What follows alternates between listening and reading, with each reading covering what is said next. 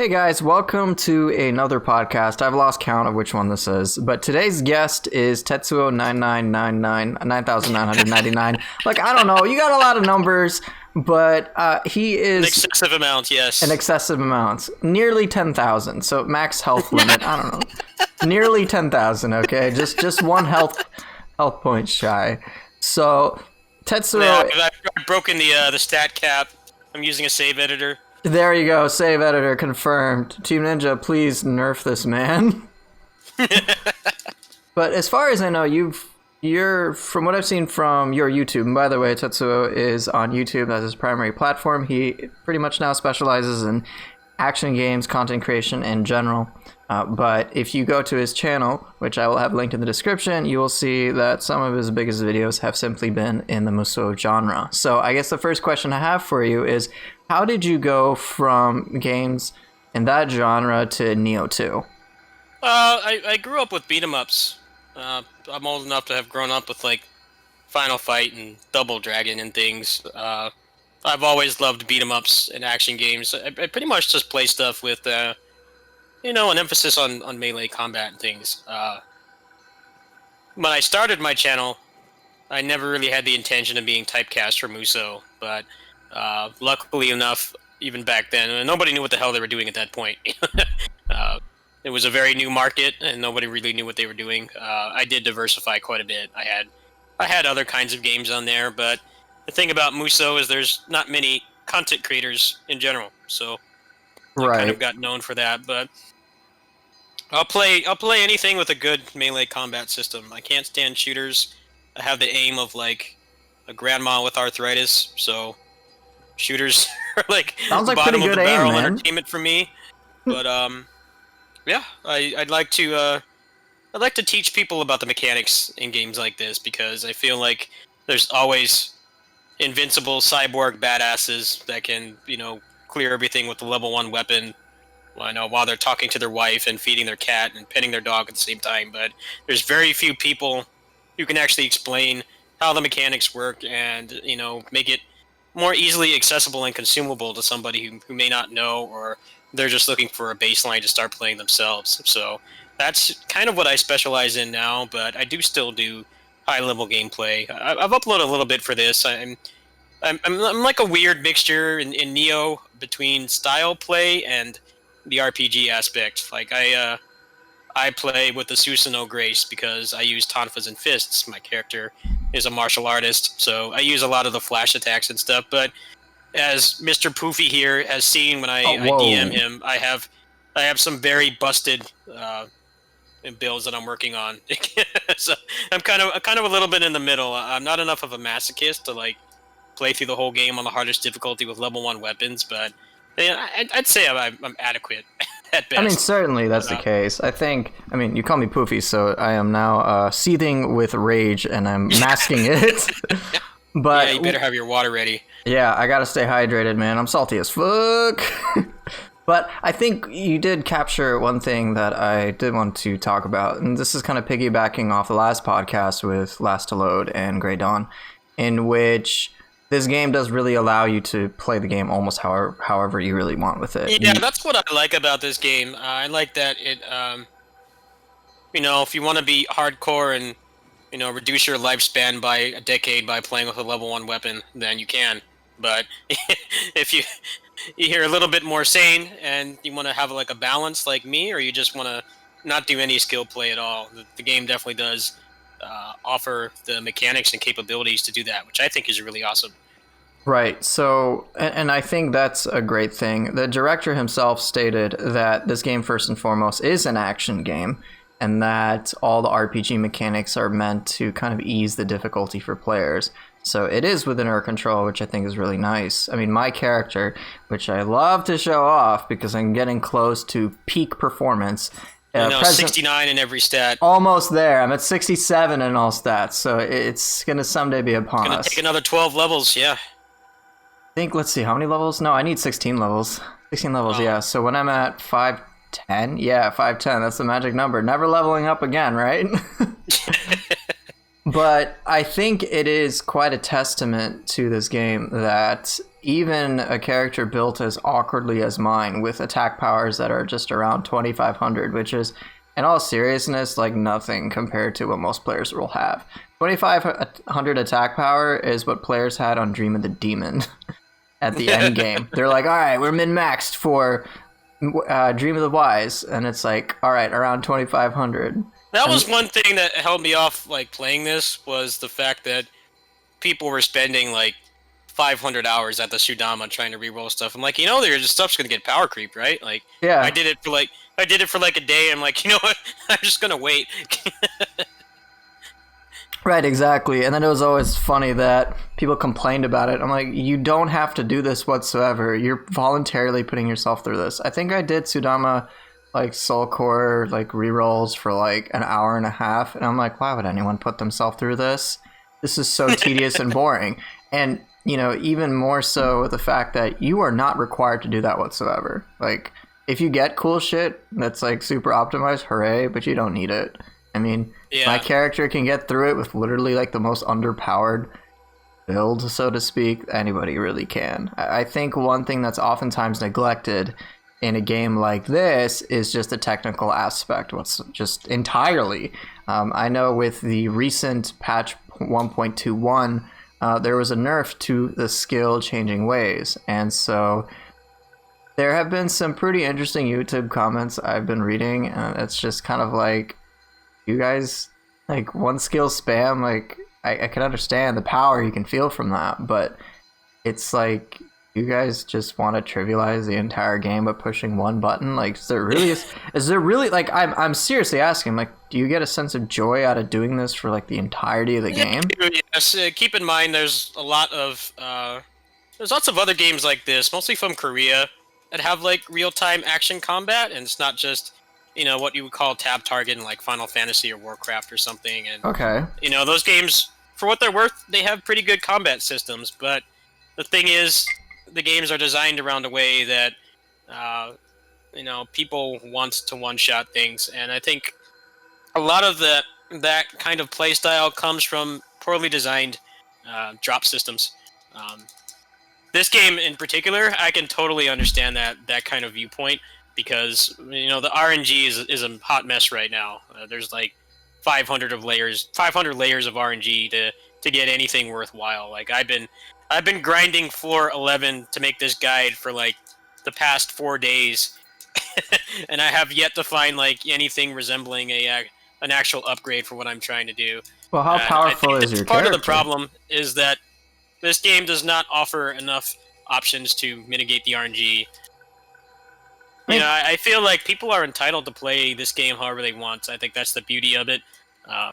You can do style play like you, or you can just purely just focus on the RPG aspect, or you can have some kind of weird amalgamous blob of both like me, where I actually do have quite stylish play, but I also like the RPG aspect of it. I definitely have played a lot of games where the RNG is as bad as it is in this game, where people like to run those one-shot builds because it's the only way to brute force the RNG when the game does not provide adequate resources to actually get what you want. That's definitely my problem with this DLC, is they did very little. I'd argue they barely did anything to really fix that. So if you're really fixated on the RPG element, or you're like me and you like a little bit of both, I don't really feel like they accommodated both sides of the coin. I'm personally on the side that they actually did accommodate quite a lot for the RNG. From what I've noticed, there's certain things like scrolls now can have lucky drop, like, built in for their special rules, for example. Yeah, but the problem is those come at the end when you finish the underworld, so it's like, true. you've already...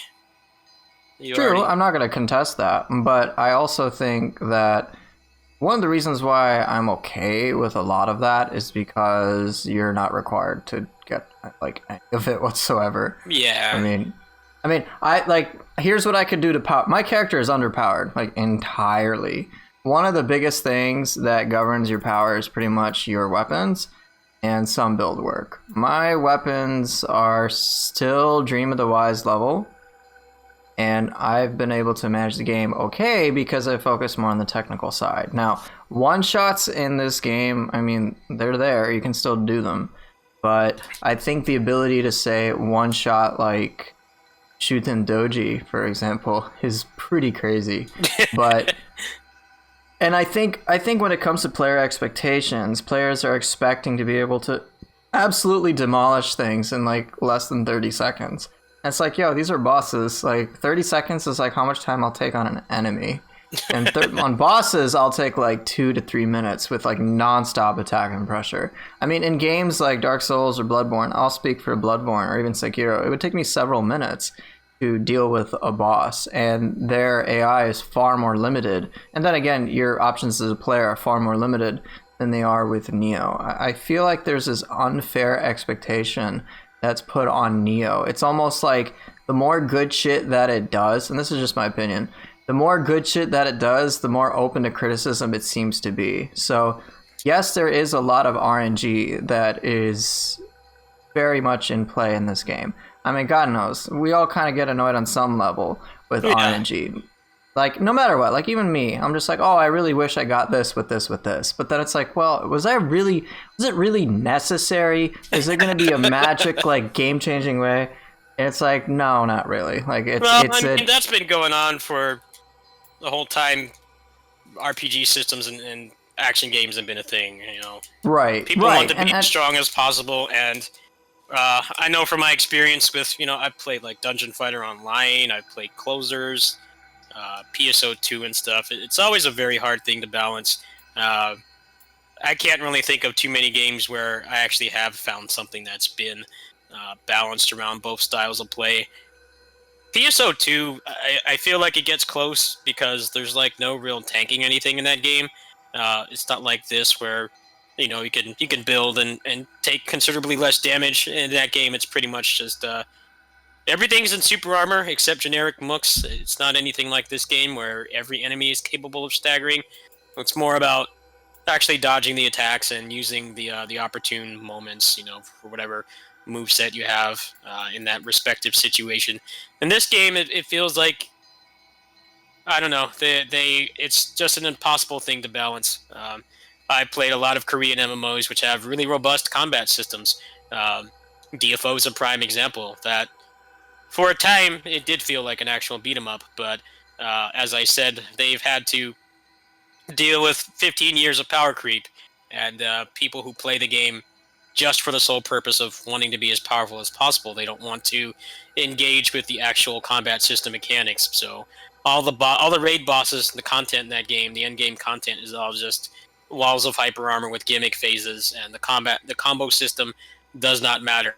I think as much as this game makes me rage, it does have somewhat consistent rules for actually being able to use the combat system and the combo system, and you know, the wide wealth of moves that you have.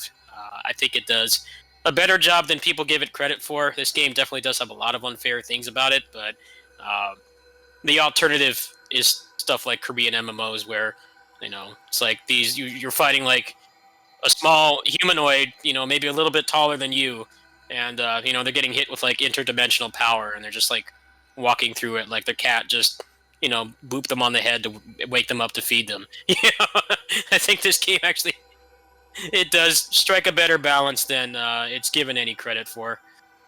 Yeah, Korean MMOs kind of have the same expectation that people have from this, where they want to one-shot everything, and I feel like that's just something that's been festering for a long time. It's very hard to balance actually having, you know, good gameplay mechanics and combat and stuff, and then making it so that it's actually fair. I've definitely played my fair share of Korean MMOs. Dungeon Fighter Online is a very prime example. Like, back when the leveling content was the end game, it was more interesting for me because it felt like an actual beat 'em up. But now, you know, they've had 15 years of power creep, so that kind of play doesn't really work anymore. They have to accommodate the people that just want to one-shot everything, and I think Nioh does a better job than other games. There definitely are a lot of things I call this game out on for being unfair.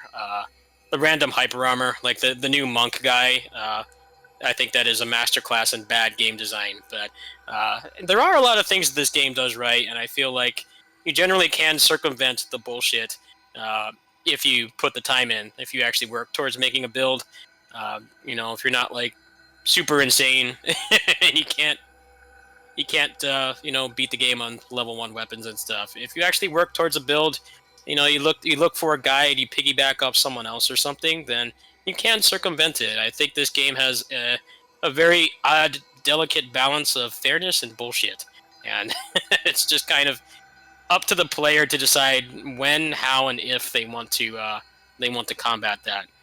And I think that's what's the beauty of its design. Even though there's a lot of things I strongly disagree with how this game is designed. Um, I think it does a better job than most. As somebody who's been playing beat 'em ups and action games for like 30 years.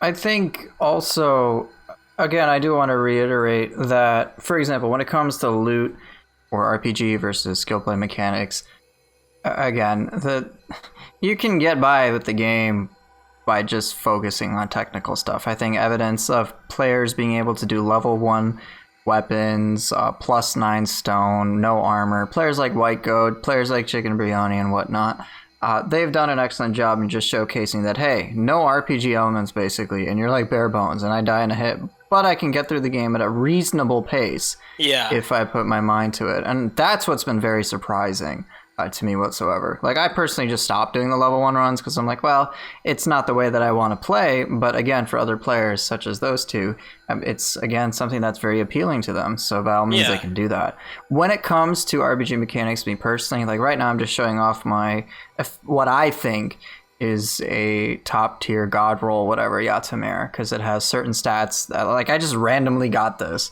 And so I was very surprised. But again, I would like an upgrade. I know how I could do that, but again, is it necessary? By God, no. Do I even need the roles that this has? No, I really don't. The fact that I just wanted a Yatamir with a matching grace. It happens to have support for both corruption and enemies out of key or at 0 key, so that's really nice, but it's not necessary whatsoever. I've wanted something like on my Yasakani Magatama, for example, that I want extended curse nullification. Have I really needed it? No, but it's just like a luxury. And I think that I would love to have it, but the fact that it's never been required is great. And I think that, again, one of my misgivings with many players, and this isn't just targeted towards any specific person, this is just a general mentality I've noticed, is that people seem to get much more upset over, say, like, okay, I'm at 90% of the way there in terms of perfect build, right? They get more upset about going from 90 to 100 versus, they get really pissed off about that missing 10% compared to the fact that they've already hit like 90% of everything that they've wanted. I feel like the problem with that is the game does not, it still does not offer a lot of ways to mitigate it. I feel like the scrolls you get when you finish the underworld, I'm only like a quarter of the way through the underworld because I've been slaving away at these guides for the community, but I feel like having those scrolls with the lucky grace thing be at the end is I don't think it's fair, because one of the things I really like about this game that people don't talk about is that you can almost every aspect of it, I'd say maybe 90% of the game is able to be co-opted. So if you need help with something, if you're getting frustrated, you've had a shitty day, you don't have it in you to deal with the stresses of this game, you can just ping someone on Discord or an actual person personally, and they can help you. But the problem is those scrolls cannot be shared. So I feel like it's kind of backwards to do have some kind of a failsafe. If you do get one of those scrolls, then it will focus on that particular grace, and that will help mitigate the RNG. However, by the time you get to that point, you've probably already, optimized your build just by the sheer amount of time you've been playing, and B, you can't share that scroll with anyone else. That affix does not roll on the scrolls of the Nioh, which is what the majority of the players are going to have. I know people like Lalsan, he powered through the whole underworld with some busted feathers build or whatever, magic build in like one day. Not everybody has the capability of doing that, and I do feel it was a step in the right direction, but it's something that should be more easily accessible. They could easily just make a scroll like that that's not the Scroll of the Damned, the most powerful, hardest scrolls in the game. They could just add those things to the Scroll of the Nioh, and I think that would help a lot. It would also encourage more net play. We have the problem right now of the first DLC for this game. It took 4 months to come out, so a lot of the momentum was gone. A lot of the big channels stopped playing it. The player base has definitely shrunk. It's a PlayStation game, so we don't know exactly how many people are playing, but I definitely have noticed. I came back to the game after like a month hiatus between the last DLC, and sometimes I go on and there's only like 8 or 10 picture scroll rooms up. I definitely think they could do to fix that, and it does kind of bother me that they're releasing a patch that's almost all nerfs, and they're not addressing things like that would be, in terms of dev time, very easy to fix. Just making that a fixed role on the existing scrolls of the Nioh would really go a long way. It would reduce frustration. It would, give another little way to progress towards the build that you want, and then you could also share it with other people. Uh, it's definitely something I disagree with this design. I feel like they were a little bit misguided to add that and put it at the end. It's equivalent to like when you beat like a JRPG. A good example is Tales of Berseria. That game has kind of the same thing this does. The gear system in that is really bad. If you think the RNG in this game is bad, in Tales of Berseria it's worse. But anyway, they have endgame weapons in this really hard dungeon with the hardest enemies in the game, but the new game plus does not let you carry them over, so they're essentially pointless. By the time you get them, you have done everything you can on that respective playthrough, and you can't even carry them over for like a challenge run or a speed run or anything. That's definitely how I feel with how this is designed. It's like, well, what is the point of it if you've gotten that far and you can't even use that scroll as like a victory run type thing and help your friends out who may have not had enough time to play, or they're simply not progressing as fast as you. That's kind of my problem with it. I can see your perspective, but Yeah. from what I have learned when it comes to Neo 2 at least, is there actually is a way you can slightly control the RNG when it comes to the underworld, and it works exactly the same way as it did with the Abyss. So in the Abyss, and I can speak to this from experience, and it was still a little annoying back then, so comparing Neo 1 to Neo 2, for me, Neo 2 is just a lot better. But there were certain floors of the Abyss that if you exited, then your pool of graces that you would get on the equipment that you would defile would be like, there'd be a set thing. And it's kind of the exact same thing here. There's certain floors which basically will drop certain graces. I made a like guide about that yesterday, actually. That's what I've been working on. Right, and it's kind of been like multiples of 3 and stuff like that, or whatnot, or it's divided by 3. I forget the exact permutation of the rule. But again, I think the biggest thing to keep in mind is that none of this is required. Like, my character right now, and I'm going to show this off, I'm using pieces of Ame no Uzume, not for Death Dancer. I've specifically avoided Death Dancer, and I can put it on at any time. But it's just because I love the utility of being able to move faster and regenerate more ki anytime I do a dodge attack. And of course, dodge range up is great. And then I've got ki consumption stuff. Like, I have no major powerful thing whatsoever. The fact that I have 4-piece Magatsuhi is entirely unintentional. I just wanted it for the extra anima. That's it. I've gone pure utility with this. Even my weapons, I don't intend to put damage on them whatsoever. If they have it, great, cool. But I don't really care for it whatsoever. These weapons are weak. None of this is required whatsoever. And yes, I can understand that, hey, there's a specific grace I'm really interested in. Let's say I do want to get that new, what is it, Saruto Hiki's grace. Let me see if I have a piece of it. I think I do. There's Take Minakata's grace, which is kind of like the old Susanoo grace, which provides things like ki recovery speed, melee attack, ki consumption, melee damage, extra skill damage. So it's good for like, it's just a good all-purpose grace. Yeah. Like, I can understand, hey, I want to get 7 pieces of this on specific pieces of equipment. You can get the grace, 7 pieces of the grace without too much trouble. But getting them on specific pieces is going to be that much harder and a little bit more time consuming. I also think it's telling that the game has, like, it's not even been a week since DLC 3 came out. Yeah. Players have already completed it. All right, they've completed it. They've got fully flushed out builds, whatever, so on and so forth. And people are already complaining about it. I'm like, yo, take your time with your game, man. The game's going to be here forever. I feel like that's self-inflicted by the game industry. How games come out buggy, broken, and half done, and they come out with like no content, or they're like that cyberpunk game where they barely function, at least on current gen consoles. It's something that's been festering for a long time. Is people go through games faster than the developers can create content, and also Right. we are And expected I to be paid beta testers. I think Nioh has a lot of bugs. And the problem with Nioh is that it's a simple game at nature. You can't jump. There's no real platforming or anything.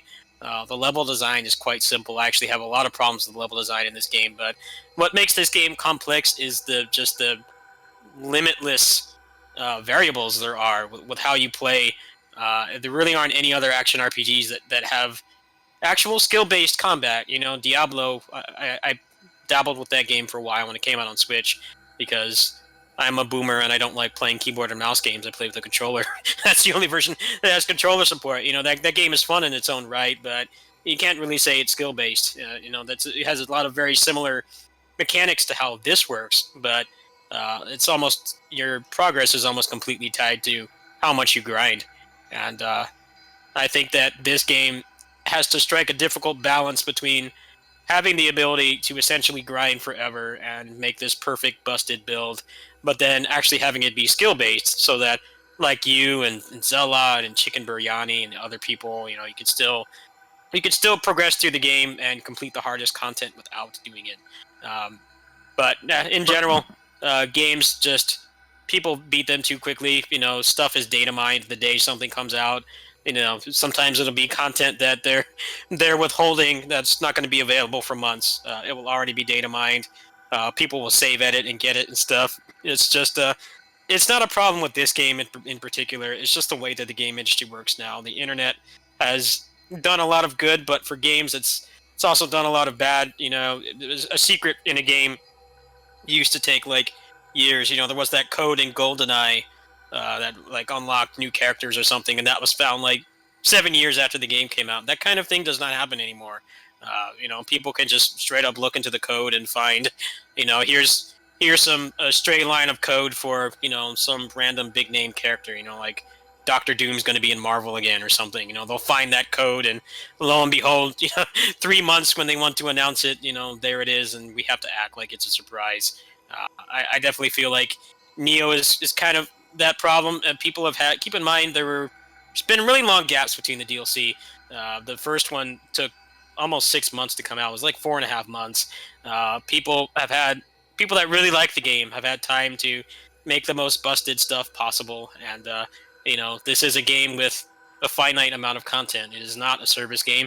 It definitely has some aspects of a service game, like having big content drops and bug fixes and balance fixes and stuff. But they didn't design this to be something that you play for long periods of time. However, people have had months between these DLC packs to make busted builds. I know that probably like Lawson and stuff. The reason why he was able to get through the entire underworld in like less than a day was because he put in the time to grind. And there's just no way that you can really design around that, and it's physically impossible. Well, I think, and you touched on something I did want to discuss, and this has actually been a general frustration of mine from players across all the board, and this is less to do with Nioh and more to do with everything. I've just noticed that people just do not take their time, period. No, Like, I mean, come on. Rushing the entirety of the underworld, like completing everything, it's not even a week. as frustrated as I've been, I'm still having fun doing it, and I feel like it's designed very similarly to a roguelite, where you start with nothing, you have no passive upgrades, but you can upgrade things, and they are account wide and game wide, so they apply to all game modes, meaning the campaign, the underworld, picture scrolls, all of it. And even though there are only 108 floors, there's more meaningfulness to actually completing one floor. That may be a floor that has the specific grace that you want, so you can keep grinding that. And it's nice how it's designed in a way where even if you get junk, I've been trying to work on maximize this build for several days now, while also making a guide. Um, I'm still getting currency to upgrade my loot drops and everything. I'm still making progress every time, so rushing through it definitely does feel a little bit misguided because there are actual benefits to staying in your comfort zone for a boss that you're comfortable with fighting, a level or enemies that you're comfortable with fighting. You are always making upwards progress, and I think that that's part of the reason why they put in that bug fix where the Scrolls of the Damned don't drop plus 97s anymore, because they actually do want you to go back to those old levels. I didn't dabble with the end game of Nioh 1 that much. I felt it was incredibly artificial how everything just one-shot you no matter what. And I don't feel like it needed 999 floors. There are only like 30, 40 bosses in the game. That's not enough for almost 1,000 levels of identical content. I actually like this format quite a bit better.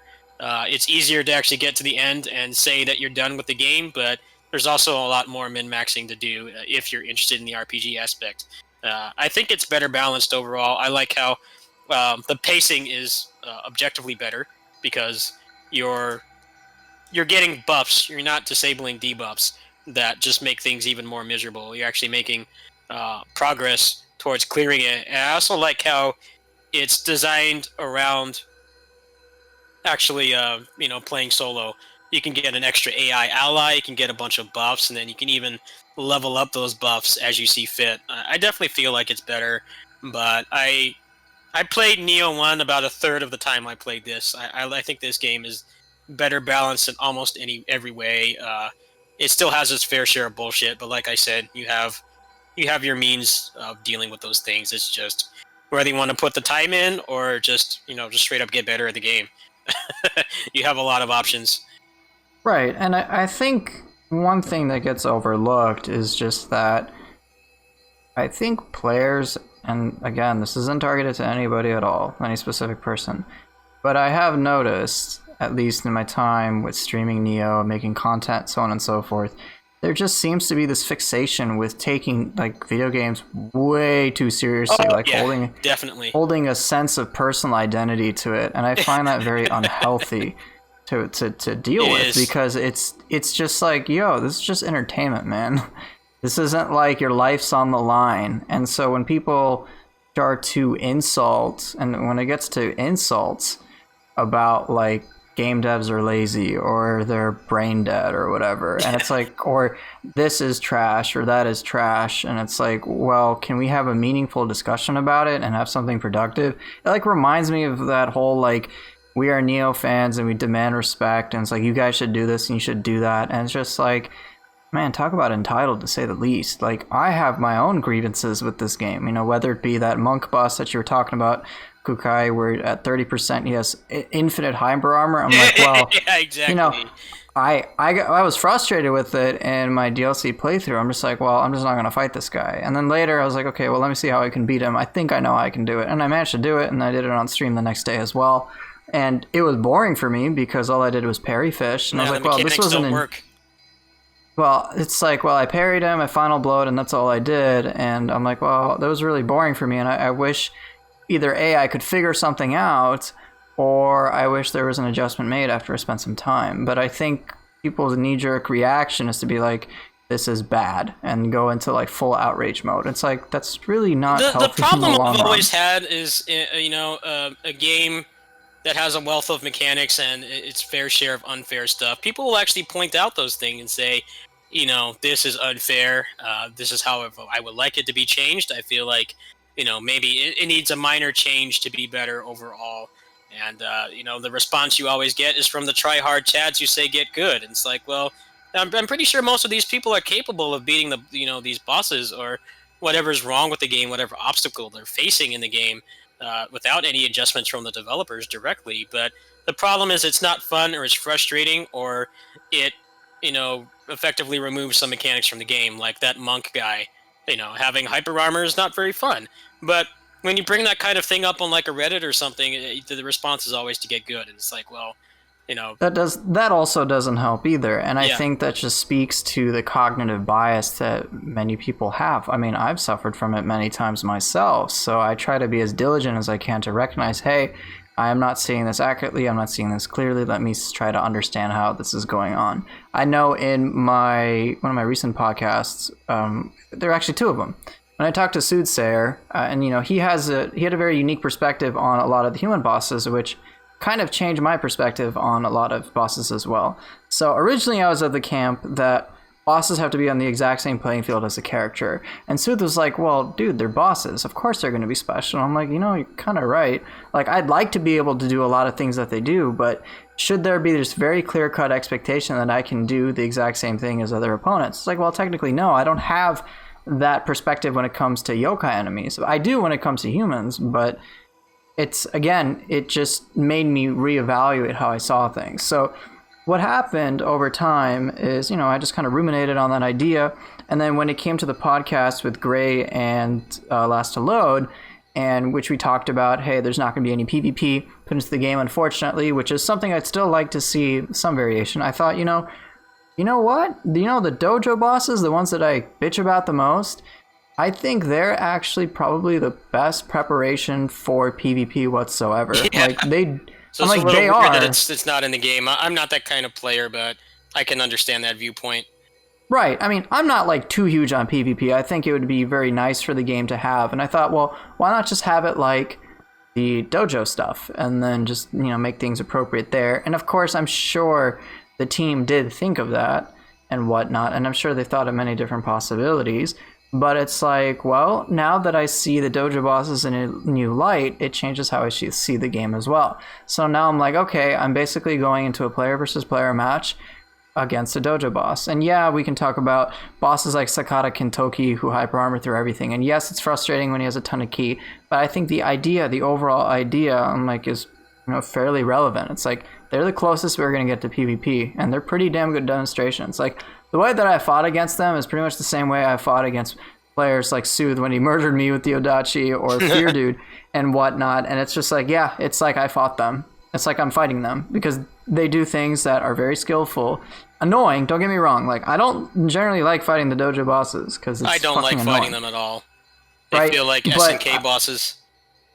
Right, but again, they're the closest thing is. So I think just if players in general and people in general just took their time to really just absorb material and not have knee-jerk reactions like get good, which is frustrating for anybody. It's just like, okay, I'm trying to get some meaningful help, and or you're trying to give get some your pointers. Viewpoint, and then the tryhards come in and they start being chads and say get good, and it's like, well, I'm capable of beating it. It's obviously like it's not impossible, but it's frustrating, and generally in action games, generally what that means is that the bosses have something, or the enemies have something unfair that blocks a lot of the mechanics from the game, and games like this are all about freedom, having, the ability to play however you want. Like, my guy is a glass cannon, if he got punched in the balls, he would disintegrate, but he can really pile on the key damage.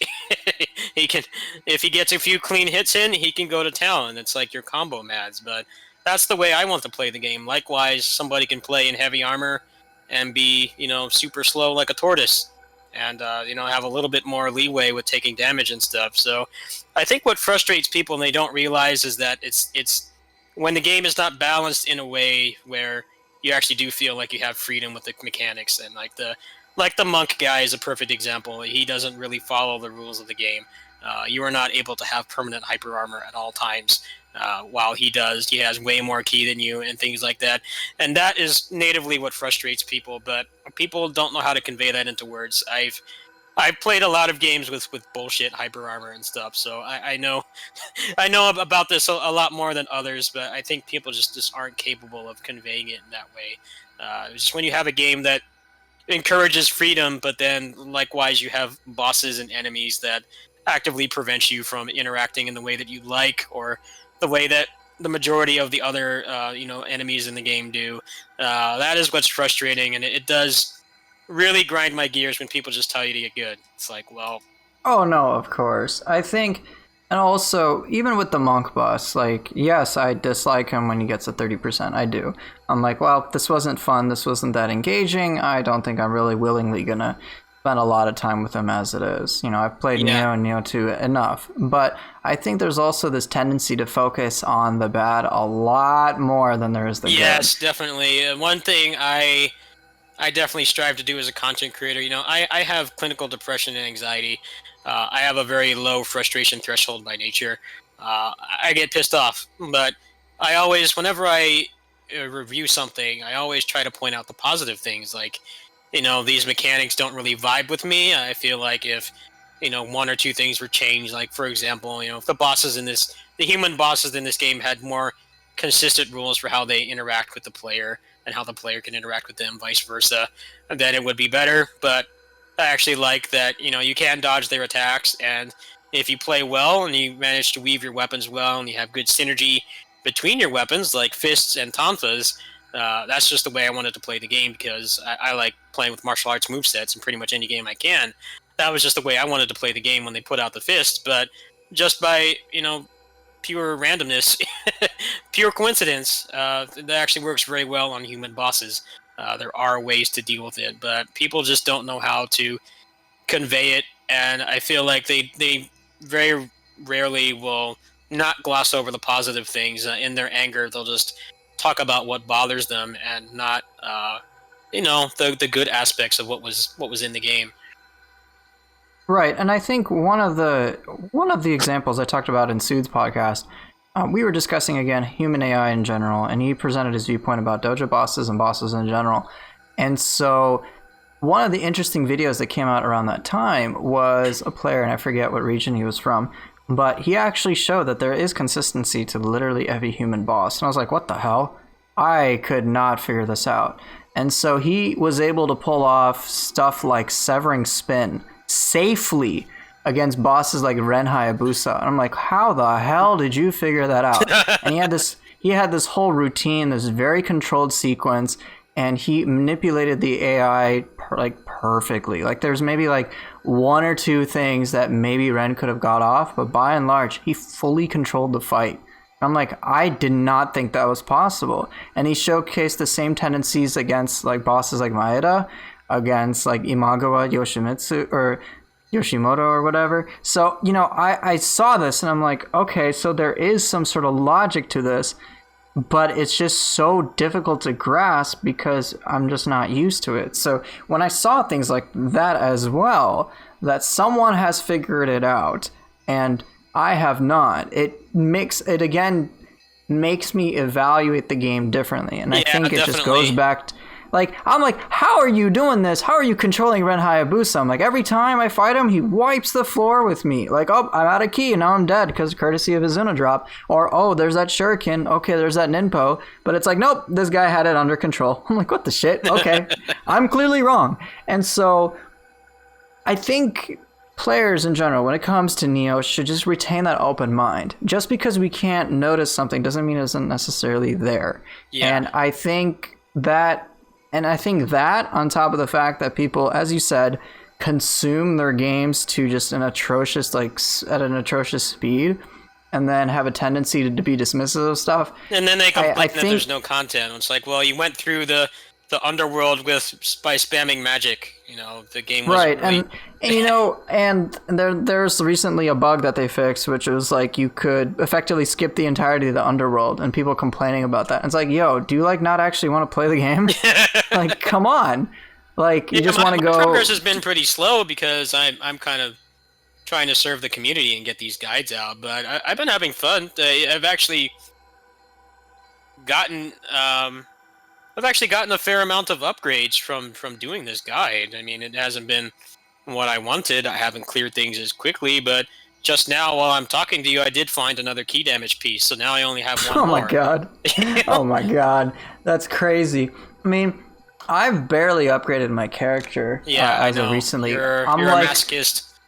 Well, yes, but it's just like I've barely upgraded my character, like my, whatever. But in terms of like perfect gear optimization, yeah, there's things that I want, but I really don't need them. It's just more like luxury tier on top of luxury tier. And I think kind of like the spectrum, or where I think just the way we evaluate the spectrum of various things just kind of gets shifted into a way where we're unnecessarily unfair to this game. It's like, yes. Look, here's one of my criticisms with how people approach DLC 3 and when they evaluate it, all right? So I know DLC 3, as far as we know, only released 5 hidden skills, right? I got 4 of them. So 3 of them have to do with shiftling. So there's like Ferocious Gale, which is like a tornado, or Feral Form, which is cool. There's Phantasmic Burst, which multiplies your chakram. So as opposed to 2 chakrams you throw out on a charge attack, it's 4. And then where's the last one? There's Brutal Combustion, which just adds an explosion to your charge of brute attack, right? And then the other skill that I have is Arc of Chaos for the Switchglaive. I haven't gotten the sword ability, Reverse Impact, but it's like, okay, so 5 hidden skills, right? And sure, it's not as many as, say, DLC 2, which presented, you got Izuna Drop, which was absolutely awesome to get. And then you got Tiger Claws. All right, and then you got 3 different Ninpo and whatnot. Sure, there might have been more hidden skills in DLC 2, because there's also the Soyamaru skill. There's also Severing Spin, but I think players in general put this really unfair expectation on what DLC 3 was going to be about. We did get a bunch of active skills, 2 or 3 per weapon. Some weapons benefited from it really greatly. Oh yeah, others not so much. The Tonfa now. Let's just look at the Tonfa. I'm sure for you, since you are doing Tonfa Claws, I'm sure abilities like Demon Dash and Demon Fang are really fucking awesome for all that pressure and nonstop speed, right?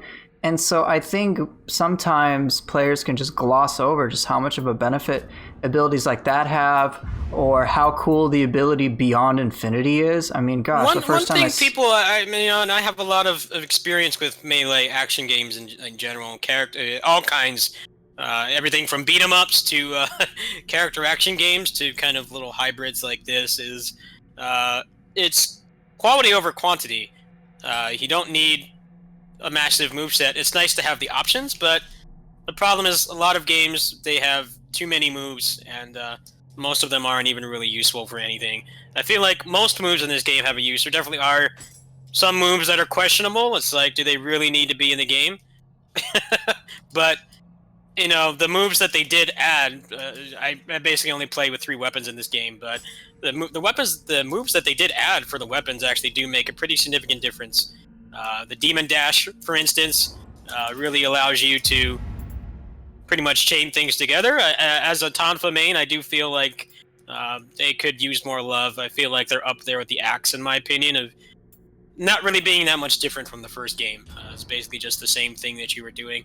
I do feel like that problem was not rectified, but at the same time, the moves that they did add definitely did add a lot of utility, and sometimes, most of the time actually, I consider utility to be better in the design of a move than just the fact that it looks cool. Because there are plenty of moves in these games that look cool, but they're functionally useless. Like which ones? I would say things like maybe the hidden move from Hanzo for the Tonfas. That move doesn't really do much. I actually find you find Storm of Strikes on that realm, because I personally have really enjoyed the ability Storm of Strikes. I'm actually trying to use it much more often. But that's totally fair. I know one of the criticisms of Storm of Strikes was that, hey, it's weaker. I'm like, well, it's a flanking ability, and I've used it to reposition really quickly. And now, with things like Demon Dash and Demon Fang added, I've actually been using Storm of Strikes even more. So I think a lot of the abilities in this game do have some sort of utility. It can just be, it can be hard to decipher at first. Yes. And that's the thing. And I think, again, players such as myself and whatnot, anyone, can just jump to conclusions about it. Let me see an ability that I thought was... What was an ability I thought was pretty garbage? Or I thought I was like, this ability isn't that great. Let me see if I can find one. Let's see. I think I was early on dismissive of abilities like on the Switchglaive, like Divine Retribution. I was like, okay, I go over the enemy, great. Wow. Let me compare that to Empty Retribution. And Empty Retribution is like a solid pressure machine. It's like a blender, basically. But then I was like, you know what? Let me try experimenting with all these abilities that are considered useless. And then I realized, you know what I could do with Divine Retribution? I could use it on so many wake-up attacks. And then I've tried it out on bosses like Shibata Katsui. And all of a sudden I was like, oh my god, this ability is amazing. Look what I can do with it. Or even, let's go with an even more polarizing ability. Everyone's favorite, Sword of Meditation on the Sword. Alright, it's like, okay, it's like a 3-year animation. Sword of Meditation, right? But I remember back in Nioh 1, I found so many different moments to pull this off, and not only was it a sick finisher, but it also back then had this crazy Pierce Guard property, and it just did like so much break. So there was a lot of hidden utility to that. Or even more recently, Moonlit Snow. I'm not talking about Moonlit Snow Redux. That's a different matter. But I remember back in Nioh 1, Moonlit Snow was dismissed as being like super slow and really clunky. And then I remember I was like, well, it is slow, but it looks damn powerful. And then I tried it against human enemies, and I'm like, what the fuck? This ability is nuts. Because here's what it does still to this day. So even though I know Moonlit Snow Redux is definitely the flashy new toy to play with, Moonlit Snow packs a serious punch. Why? Because it probably has one of the highest breaks in the game. Like, if you pull off the full Moonlit Snow against a guarding enemy, you will break their guard and fuck their life up. Like, I've done it many, many, many times. And so it's insanely powerful and still retains that property. And I think when Pivar Gaming came out with like a Moonlit Snow video, like, look how amazing this ability is, all of a sudden then it just spread. And I think it's just, again, you know, I'm happy in some sense that he spread that ability's usage, but it was just unfortunate it was evaluated in terms of just raw damage as opposed to utility and power about it. Like, it shreds blocking E, like, entirely still. Now you've got abilities like, let's see, there was another one I was thinking of. You got one you can think of right away? Let's see. This for sword. No, I don't. Some of the low stance Tonfa moves, like the double kick, they feel useless because they have really realistic hitboxes. I mean, double kick's harder to use, don't get me wrong, but it's a pretty decent option for key damage in general against blocking enemies and otherwise. And I particularly like it. I do use it. I don't use it enough, but it's pretty helpful. Or even, let's just talk even simpler for Tonfa, since you're very familiar with it. So many players will ignore the Mystic Art Kanagi. Okay, cancel out of a Tonfa technique using Demon Dance. They're like, ooh, Apocalypse damage. I'm like, yeah, it's there, but holy shit. The ability to cancel huge at will? Are you kidding me? That's fucking massive. Or even just people saying like, you know, this game is trash because I can use this X, Y, and Z weapon and one-shot everything. It's like, okay, dude. Great. Good for you, but your point doesn't negate the entirety of the game.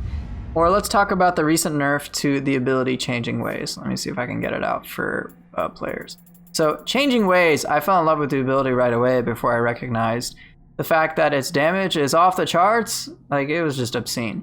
But for me, the ability, just the nature of it, the style of it, the utility of it is amazing. You get aerial time, like a pretty good amount, and there's a lot of hits that you've got. And I've used it to avoid very, very many things, which has been very handy. And so that's nice. But the one complaint that I think players had recently due to the nerf is just, oh, hey, it lost its damage. I'm like, dude, do you not know what else it does? They boosted its key damage, man. I'm like, yeah, because the split staff needs... more damage, exactly. I know. I'm like, you guys are missing the point. Like, just because it doesn't straight up do god tier levels of damage doesn't mean it's not a good ability. I mean, that's the thing. You can't just dismiss something because you don't see the whole picture. I mean, abilities like Changing Ways to me are now much more appealing because there's a more of a utilitarian purpose to it. Abilities like Heron Kick, I love. Heron Kick's the one where you kind of like vault straight into the enemy. You know, the and classic like wushu type thing, kung fu. Yeah, right. And it's like really cool. The grapple has extra flavor to it. But I think one thing people are missing is like, hey, you know what you could use this for? Any enemy that backdashes. I use it all the time and catch them off guard. And they cannot do shit about it. Like, I get a ton of range and I just zoom right to them. And I'm like, dude, this ability is awesome. I love using it for that reason. And I think, at least in the Western audience, I've noticed this the most. But Eastern audiences is a different story. They seem to be far more accepting of technical aspects of the game, which is why players like Whitecoat are like huge on YouTube, and I'm really happy about that. But at least on the Western audience, you deserve all the more love than I do. I'm terrible at the game. No, look, that's never a concern with players such as myself. I never mind anyone's skill level whatsoever. I don't care if someone is quote-unquote trash. I don't care if someone is a pro. It doesn't matter. What matters to me personally is just how they treat others and how they treat, and at least when it comes to the context of this game, just how they engage with it. So having a dismissive, arrogant, it's usually paired with like a dismissive and an arrogant attitude. And as you were saying, people are like, just get good. And you're like, I'm just trying to get help, man. This doesn't help me at all. I'm trying to, Thanks for being... I'm entitled to my opinion. I'm entitled to saying what bothers me, and people just put you off as being dismissive of not wanting to learn the game mechanics, which is almost never the case. Generally, those people have like very valid complaints, but they're not given a chance to actually voice them. Right, and that's the thing. I think, and to go on your point, it is totally okay and 100% normal to have grievances about this game. God knows I got a bunch. Like, let me just say one right now. I love all the new skills they've added, pretty much. I just want more. That's it. That's literally it. I'm just like, can I get more of this shit? This shit is amazing. Yeah. All right? Not accounting for balance stuff. Abilities like changing ways are sexy as fuck. All right? Demon Dash, Demon Fang, they're amazing. All right? A Heron Kick is amazing. Let's go to Dual Swords. Dual Swords got Spinning Dragon. I mean, come on. You look at this, you're like, dude, they ported a Ninja Gaiden ability. Like, what the fuck? All right? Like, I didn't expect that. Winter Wind, cool. Like, it just changes so much flow of the gameplay for Dual Swords. Like, it's a good amount just having this option. All right? If you look at Odachi, pretty much everybody loves Moonlit Snow Redux. Like, come on. It's fast as fuck. It's just fun to use. Thunderbolt is a new interesting addition, which really works for a lot of tanky Odachi players and whatnot. We can go with... Let's go with Hatchets, since Hatchets is a weapon that's been dismissed very often. You've got Wild Surge, which gives now more use to abilities that otherwise may not have been considered useful, simply because you can disengage from combat or be at range and then quickly get into battle. And then you can even have a follow-up with that. And it's like, dude, that's so good. And it just adds all the speed to the game. All right. They even added that new L1 square ability. Let me see if I can find it. Where is it at? I don't remember. Oh, Dual Hawks. All right, Dual Hawks, where you basically like have the hatchets like go around you, and then you can like baseball bat the other one. It's like, this shit is cool, man. I just want more of it. But even though I want more, and I feel even like, here's another complaint that I have. All right, here's another grievance. I love the stuff they added to Shiftling, but I'm like, well, I was kind of hoping for more, like, for example, stance-based play in Yokai Shift, so that it would feel more varied, as opposed to like, okay, I just do very specific things for each specific Yokai Shift form. I wish there's a little bit more variety to it. But am I gonna go as far as to say, you know what, this is trash? Like, it's like, just because I'm not 100% satisfied, I'm not gonna go all the way at the other end to say, hey, this is shit, because that would be unfair. And I certainly am not going to say that game developers are lazy. I'm not going to say they're brain dead. And that's my issue, is when people are just overly dismissive of something that's overall really well done. Yeah. And that's like, seriously, if Team Ninja, for whatever reason, listening to this, your game is solid, it is great. My hope, my sincere hope, is that you continue to do the exact same shit you've been doing, because by and large, overall, everything has knocked it out of the fucking park for me. Like, yeah, I was not a big fan of the first game. It really just rubbed me the wrong way in more ways than one. But like the one-shot stuff, right? Yeah, the one-shot stuff and having 1,000 floors of the same thing, I didn't really like at all. But right, and I totally get that, which is, I felt the same way. I'm like, man, it's really frustrating for me as a player to die in one hit no matter what. It's incentivizing me to play a certain way. And I have pretty high stress levels due to IRL stuff, so right. I had to stop playing that game. I've played this game about 3 times more, so that should be a good testament to the improvements they made. Right, and you know, with the Abyss, out at any time, and it hasn't gotten me to that point. Right, and with the Abyss, as you had said, 1,000 floors, where after a certain point it just became tedious. So it's like, well, there wasn't really any value to it. It was like, okay, after a while, it's like, all right, yeah, I fought Onryoki 10 times, thanks. I fought Honda Todakatsu like 3 times in the same 10 floors. Like, okay, I kind of get it. All right, great. And there were like a handful of floors. I'm like, all right, these are meaningful battles. And then it was just like everything else. I'm like, yeah, whatever, I don't care. And so they changed that this time around. And so I feel is exponentially better. Yeah, I mean, it's just much more meaningful. They reduced like bloat in terms of loot. So, you know, I guess the highest plus values now are like plus 100. I'm like, okay, that makes sense. Highest item levels seem to be 200 now. So I'm like, okay, that makes sense on a numerical scale. I mean, they have 11 different weapons. They all perform different functions. They're unique. They don't like steal the spotlight, so to speak. Even with the free update now it's like, hey, guess what? Tonfa's now contend against fists. And as you have pointed out with your own character, you found a cool way to incorporate the serious power of the fists with the Tonfas to basically be an unstoppable pressure machine. Yes. Like, that is great. Like, that's good shit. I mean, you couldn't do that in Nioh 1. Like, it was very clear, like, weapons like the axe just felt very lacking because there wasn't so much you could do with them. But now they've added more tools, they've added more improvements, and I have found the experience to be overall very enjoyable. Yes, me too.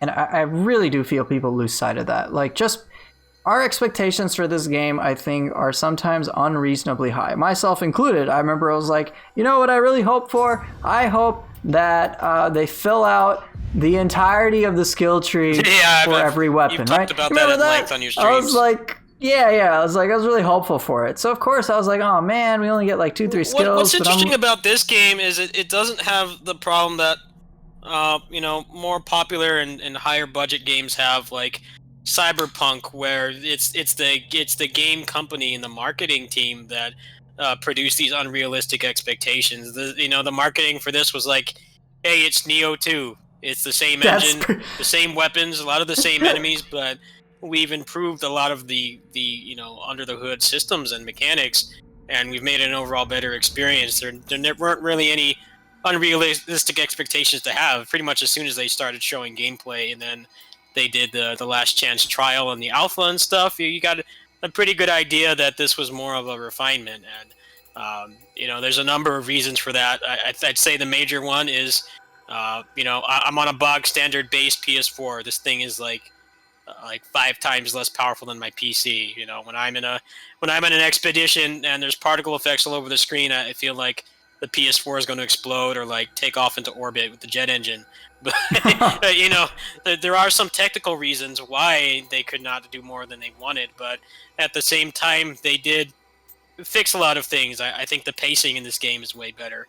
I do feel like a lot of people are complaining about 108 floors, and for me, it's like I feel like there's more meaningful progress between beating each floor, especially with the new little hidden system we found where the graces are divided into 3 pools. Say you get to a floor and this has the pool of grace that I need to upgrade my build, and it's like, well, it may not seem like it, but by proxy, that's actually a really big piece of progression. I think it's much better than people give it credit for. I just think it's odd. It's very rare for a game like this to have that kind of unrealistic expectation. Generally, it's a self-imposed thing by the company that's making it. The Cyberpunk game had they announced it like 8 years ago. It comes out, they barely show any edited gameplay, and people are expecting this game to wipe their ass and do their taxes and put their laundry in when they're at work and stuff like that. And obviously it was never going to do that kind of thing. And this game does not really try to be ambitious. It kind of just tries to refine. The first game had a pretty good foundation. It was mostly the balancing and then the poor end game, the lack of balancing, and the poor pacing in the end game were the major problems for me, at least. And I feel like they fixed both of those things. I still have my grievances with this game. There's a lot of the bosses really piss me off, but it can't be denied that they have improved things about as much as they could, considering how old this hardware is. I think the PC version is going to be good for a number of reasons. The first would be obviously the better frame rate and the performance. I do not feel like the first Nioh port was very good. You remember that big skeleton boss? Yeah. Yeah, if you played the PC, the yokai puddles, the crap they leave on the ground, it was like making the game run really bad. I had to get carried through that boss every single time because the frame rate was unplayable. So supposedly, they're marketing that this port is going to be better, but I think modding is going to be really cool for this game too. I really hope that there is a modding scene, because I know that Nioh just it would benefit a lot from it. Players could change certain things or whatnot. Yeah, and I think what's nice about this game, it's a predominantly single player game that just happens to have net play. You can play through a wide majority of this game with your friend, and I think that's really awesome. But it is predominantly a single player game, so at the same time, it would be cool to have like a community edition for this, where maybe you could temper start effects, or maybe some of the egregious bullshit bosses like the human bosses and stuff, like maybe their attacks could be tweaked or something, or things like that, and you would just have to play it offline. But I think that kind of thing would be really fun, and when you think about it, there aren't many other action RPGs where that is even possible. You have things like Diablo 3, which has a very similar loot and progression system to this, where you want to focus on set bonuses and find your specific playstyle, and then min max things if you like the RPG aspect, like we mentioned before. But it's an always online game, so there's no capability of modding it. I'm definitely excited to see what will happen. I'm not too keen on starting over because I have like a couple hundred hours in this game. Not as much as you, but probably like 230 or something at this point. I'm not too keen on starting over, but I think having the better performance and then the potential for mods, if it is a good port, I think will be really great. I think we'll see some really cool stuff. I just hope that people will be transparent and say that, hey, there's a mod that lets you temper star effects, so I've got like the maximum key damage that the game would allow in on console or something. I hope people are honest before they make the try hard videos, but I think it's going to be Yeah, a that's great not boon it. for the community for sure. I definitely think mods would be cool. I know, like having imagine a PvP mod or whatever, similar to Yeah, JoJo Devil stuff. May Like I Cry was saying, that'd be that. cool. Did you know that game Yeah, has that'd be really PvP cool. that the That's modders awesome. made? That's great. Shit like that would Yeah. certainly add a lot of life to this, or whatnot. As you said, certain bosses being tweaked based on what I guess healthy-minded community members would have. I think, though, just again, and I've reiterated this several times, and I don't mean to be a broken record. I just think people need to be healthier about how they criticize a game. Criticisms Yes. are okay, but people just take it way too far. It's like, just a game, man. It's not your damn life. It's just a game. Yeah. And so that's just the thing. It's already like I get frustrated with the game at times. I mean, that's just the nature of a game like this. But it's just like I think people just bottom line, a lot of them have an unreasonable, unfair expectation on what this game should be. Let's keep Yeah. this in mind. It's 80. Like I paid $80 for it. Now, Me too. if you I were paid to get for it. you paid $80, so we paid $80 for it. Now with the complete edition available for pre-order, you can get it for $50. So let's just talk about the expectations for newer players now. $50, you get, if you're willing to, like over 1,000 hours of gameplay. Contrast that to like, I'm trying to think of a game that did well. God of War. All right. So God of War was a very popular game, loved by very, very many. But contrast the replay value of that to a game like this, and Yeah. it's very like God of War. I didn't personally care too much for it, but I know many, many players. It was pretty much universally loved, and it was just like, whoa, there's so much cool this, there's so much cool that, there's so much here you can do, and so on and so forth. But in terms of replay value, I didn't really find God of War to have nearly as much as this game has because there's And so much the beauty variety. of this game is that, yes, if you don't like the game enough, you're not going to get as much value out of it. One Of course. one run of this does not take long if you just focus on the story missions. But what's cool about this game is it has a balance of skill-based combat. Most action RPGs are usually just you play them with the mouse and you grind and you hold the mouse button down and things die. Even with what's interesting about this game is you can have the most busted build possible and you can still die in 3 hits. So you still have to have some sense of attention to what you're doing. But this game has an interesting balance between the two things. So I wouldn't say my play style is ideal. I definitely do balance between the two methods of play. I do style play with the flash attacks and stuff, but then I also do grinding for builds and things, and that's where a lot of the replay value comes from. Which is great, and that was exactly what's intended. And I like that, again, as we've said, that players can just customize the experience to how they desire. You want to be obsessed about technical stuff like I am, go for it. You want to make the experience easier by having a really powerful build, go for it. Yes. And I think that freedom is something that needs to be celebrated. It's very unsung praise for this game. Right, and that's my thing. For $50, you get all of this. $50, man, you can go buy it now for $50. Get all the DLC for $50 and get like a shit ton of I bought replay the value. season pass for a friend of mine who was on my channel that didn't have the DLC. I bought it for them, so it was like $13 right now. Yeah, I mean it's like dirt cheap for how much you get. I mean, contrast that to like so many other games where you're not paying anything. I mean, I'll take another. Let's just take Activision Blizzard's Hearthstone. I know it's a completely different genre, but it's like, hey, you buy a bunch of virtual card packs and you don't even get like a third of the game.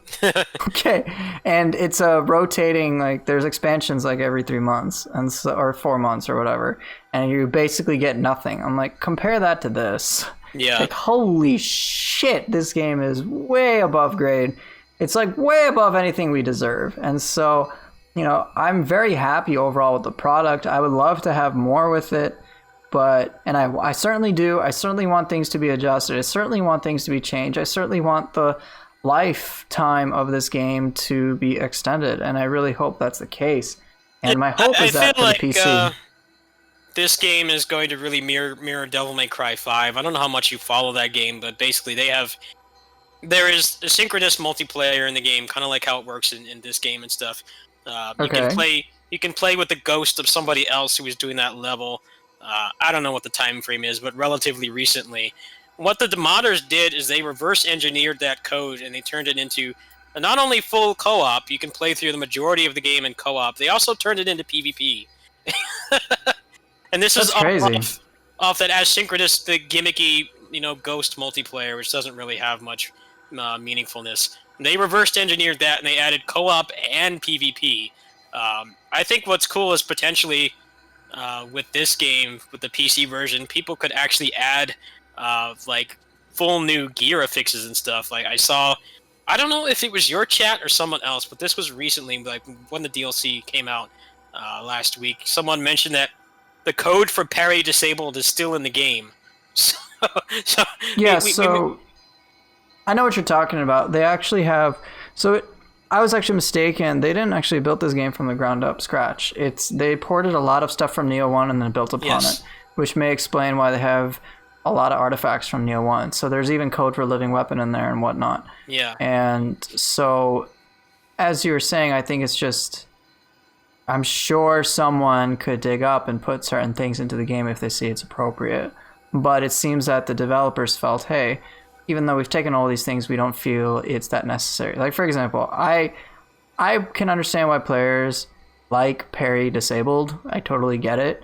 But I think this is just me personally speaking, but I think from a gameplay perspective, parry disabled would kind of make gameplay a little bit more brain dead. Because what ends up happening is then you just start pushing a bunch of buttons against an enemy who's just attacking. Or just blocking nonstop, which already does happen in Nioh 2, if you know what you're doing. Yes, it definitely does. And I'm sure, as you've noticed with your key destroyer character, like, nothing has key, they can't do shit. So what are they supposed to do? Like humans? I think it's because an option was taken out and the human bosses got a little bit more frustrating in this game in some ways. Just the fact that it's missing feels weird, but the point I was trying to make is that keep in mind they just re-released DMC5 on PS5 and they added ray tracing, which is like a meme in the community because do you really care about seeing Dante's reflection in a puddle when you're fighting enemies at 120 FPS with turbo speed on? No.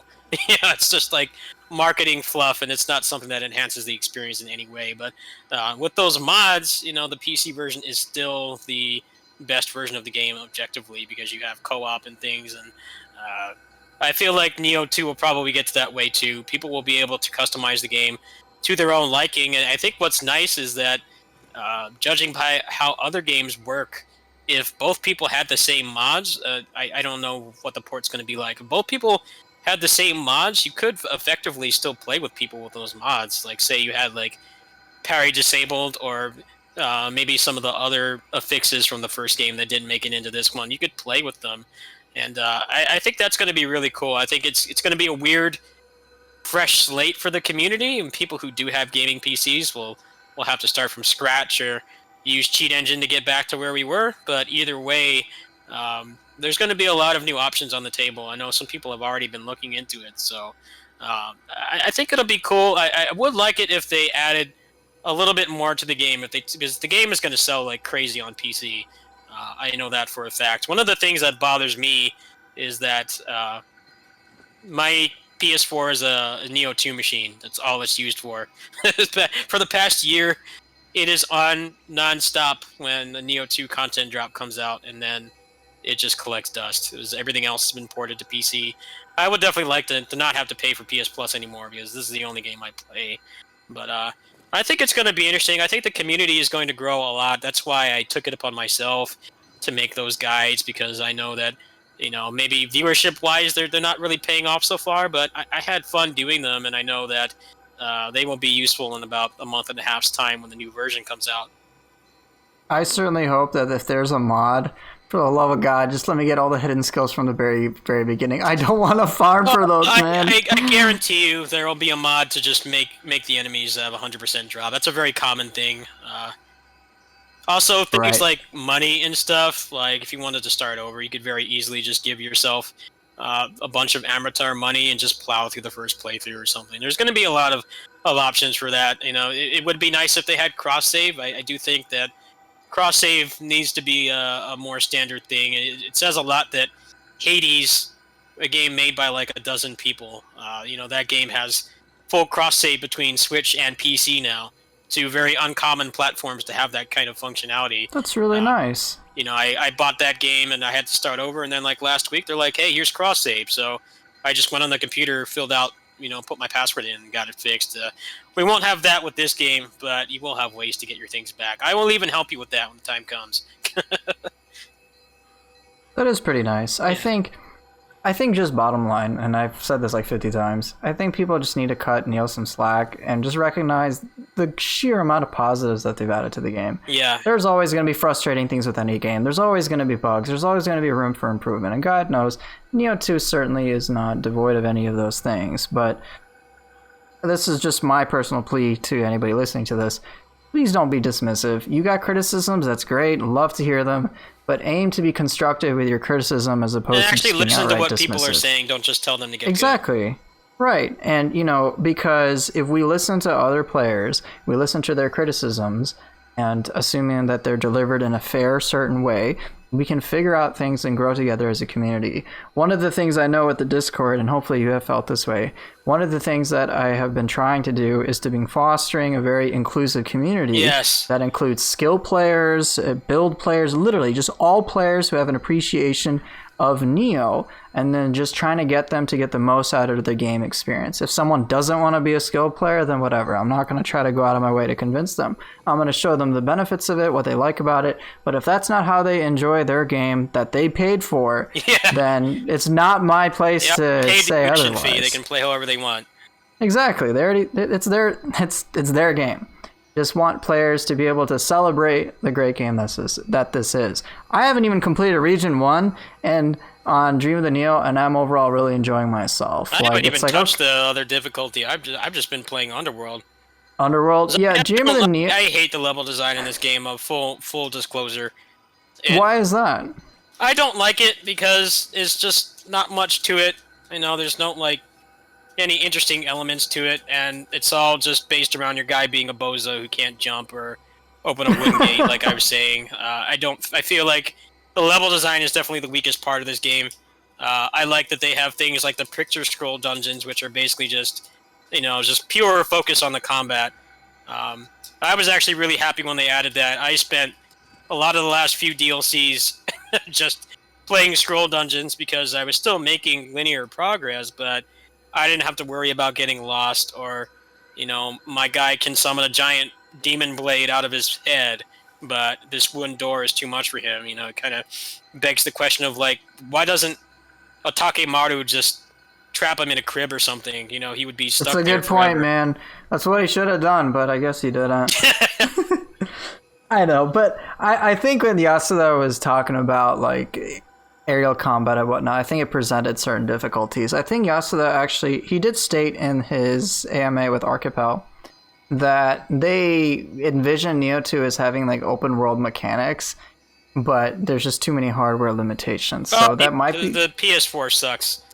Yeah, I mean, let's think about it this way. So obviously on a PC, we would feel like, yo, there's so many things missing, right? Like for a fully, like one with a GTX 3070 or whatever, RTX 3070, sure. But considering that this runs all things considered well on a PS4 Slim at 60 FPS is like kind of crazy. Well, yeah, Like- it's not perfect. Playing in parties is a slideshow, and I definitely feel like there are things they could have done in that regard, like letting you disable the particle effects. The more I play this, the more I realize that it's the particle effects that are causing problems. And what's weird about it is even if you're not sensitive to frame rates, it actually does affect the gameplay because you can't see things. Visibility is really rough in parties right now because you get in these situations where everybody is producing like an unhealthy amount of particle effects and you suddenly can't see anymore. Oh yeah, I find it imagine weird that- everyone having extraction talisman, a triple Otake Maru You can't spam. see anything, so Can't see anything. Clog the screen. Yeah, but I think given that it works for single player at least, 60 FPS with all that's going on is overall pretty damn yeah. awesome.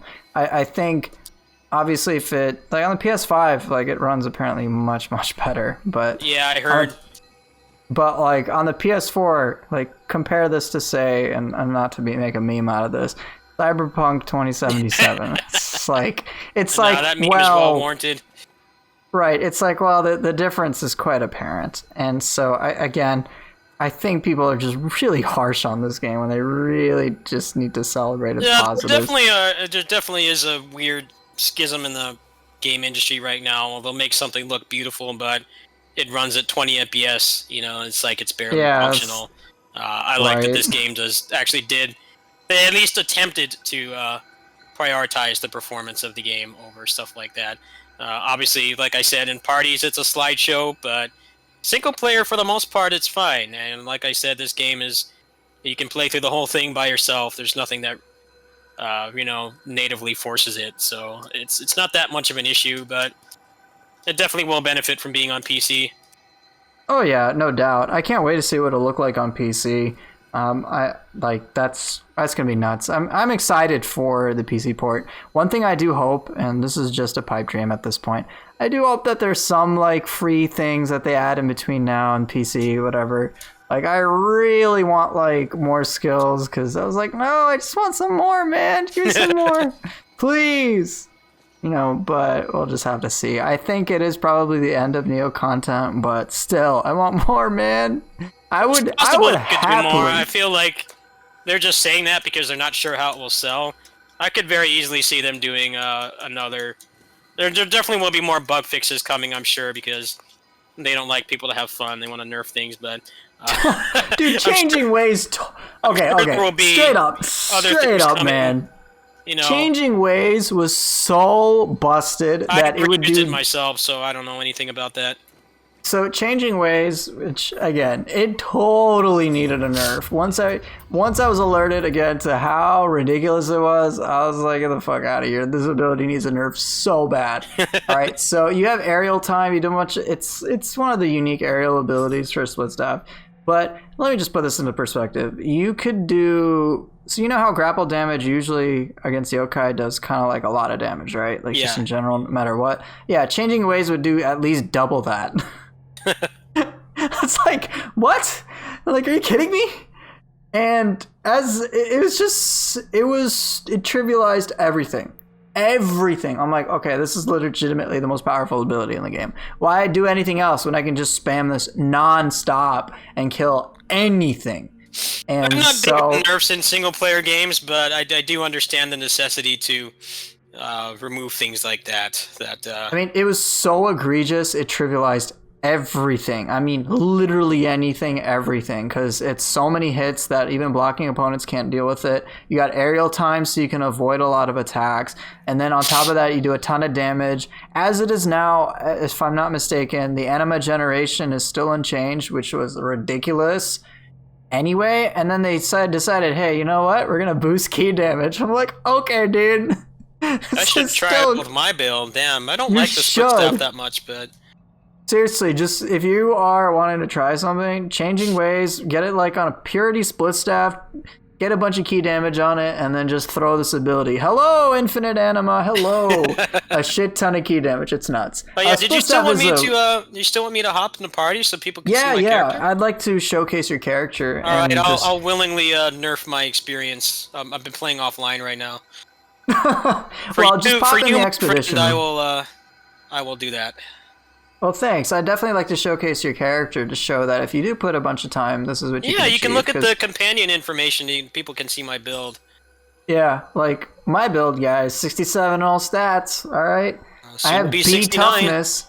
Soon to be 69, and then I'll never need to level up again.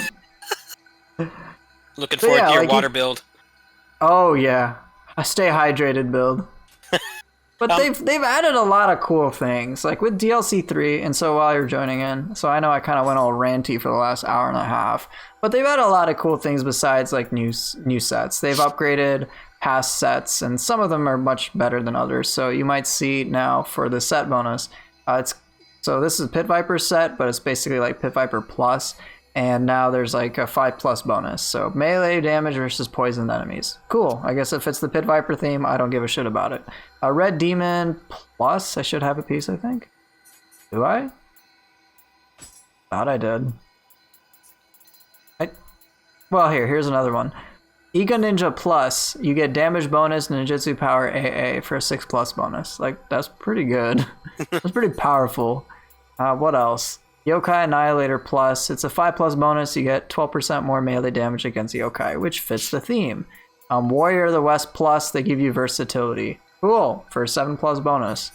Imako, the Brilliant Stratagem set. Now boosts all fire damage by 15%, which fits the theme. Some of them are total misses, in my opinion. Like Kintaro's gets 200 attack and defense. I'm like, they need to change it. It's like pretty bad. But you've got like the Valiant Wanderer, which is a Tonfa bow set, and now they give you Ultimate Courage. Just like they just give it to you at 7+, if you provided you. Yeah, that's really cool. I like how they at least attempted to circumvent the power creep from the Graces. You do have other options. I do agree that some of them could be better, but the fact that they even cared to do that at all is better. What little I played of the endgame to the first one, it was either Graces or nothing else, pretty much. Pretty much. And now that they've made past sets much more relevant, is nice. So even here's a set with it's first of the 4 Guardians. It's like 7+ bonus Mystic Dyad Fists. It's like, okay, that's great. Now you can, maybe that's not as valuable because you can have Mystic Dyad on your fists just naturally, but maybe you can have that slot for something as ridiculous as, say, gee, I don't know, 17% key damage, which is now a thing on weapons. I was like, what the fuck? Are they mad? Look at this. Look at this. On these hatchets with Ninigiri's Grace, which is the key damage grace, nearly 17% active skill key damage. And what does this grace do? Look at this shit. 15% active skill key damage, 30% melee key damage. Like, what the hell? Like, it's just the amount of power that is allotted to players. I like that there's, crazy. The new graces, they're not like straight power creep. They're more like different ways to build your character. And I feel they could have easily just made it like the first game where you could just stack close combat damage and, tap someone on the shoulder and kill them. But no, it's like, it's actual, the key damage set, it basically gives you no damage outright, but you have to build around it. Like I have the 2 accessories that give the 0 key damage bonus. So I have 40% from that, and I get them to that point so quickly that generally it only takes 1 or 2 key bar depletions to just end the fight completely. Like right now, right.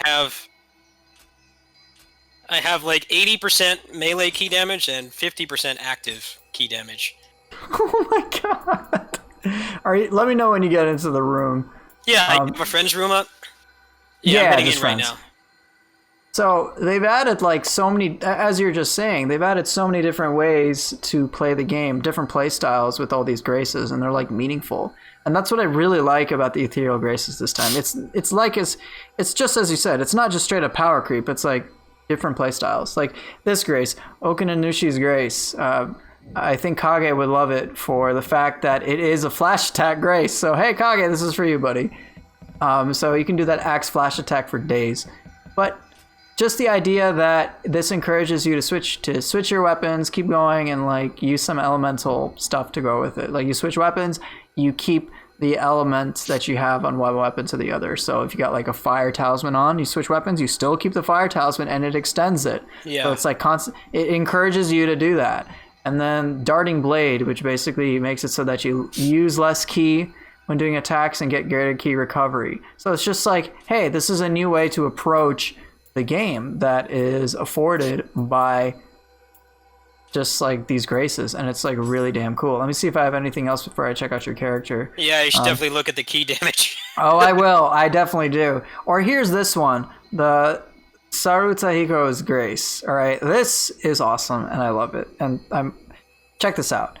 All right, gives you anima, yokai ability damage while in yokai shift, yokai ability charge, and yokai shift. Basically, you can use your yokai abilities much more often.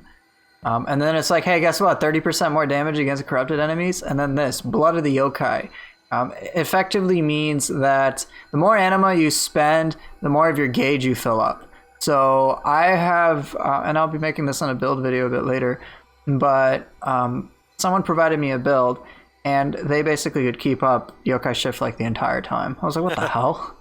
And then it's just like ridiculous. So the fact that they've added dedicated support to so many different styles of play is, in my opinion, one of the greatest strengths that a game like this has. Yes. So let me show you exactly what comes with your set. Hold up, I gotta knock at the door. I'll be right back. Go ahead.